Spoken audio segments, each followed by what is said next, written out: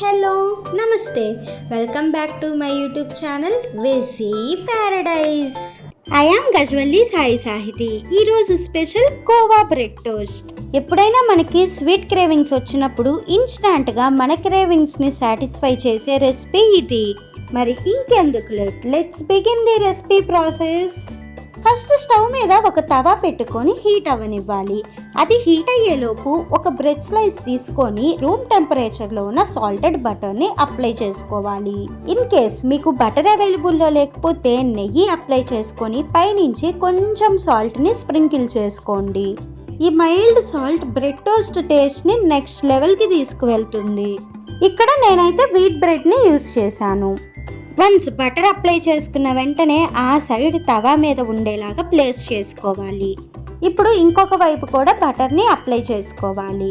మనము ఈ రెసిపీని ఫస్ట్ నుంచి లాస్ట్ వరకు కూడా లో ఫ్లేమ్ మీద ఉంచుకొని మాత్రమే చేసుకోవాలని గుర్తుంచుకోండి.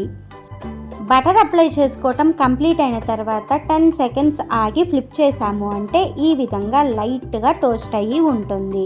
ఈ మాత్రం టోస్ట్ అయితే మనకి సరిపోతుంది. ఇప్పుడు పైనుంచి స్వీట్ కోవాని అప్లై చేసుకోండి.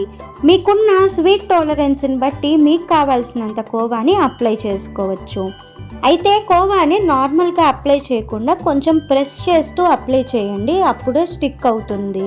మనకి కోవా స్వీట్ హోమ్స్లో ఈజీగా అవైలబుల్లో ఉంటుంది. ఇన్ కేస్ ఇంట్లోనే కోవాని ఎలా ప్రిపేర్ చేసుకోవాలో రెసిపీ కావాలంటే కమెంట్ చేయండి, ఖచ్చితంగా చేసి చూపిస్తాను. వన్స్ కోవాని అప్లై చేసుకున్న తర్వాత పైనుంచి చాప్ చేసుకున్న పిస్తా అండ్ కుంకుమ పువ్వుతోటి గార్నిష్ చేసుకోండి. ఈ గార్నిష్ అనేది కంప్లీట్లీ ఆప్షనల్, మీకు నచ్చకపోతే స్కిప్ చేయండి.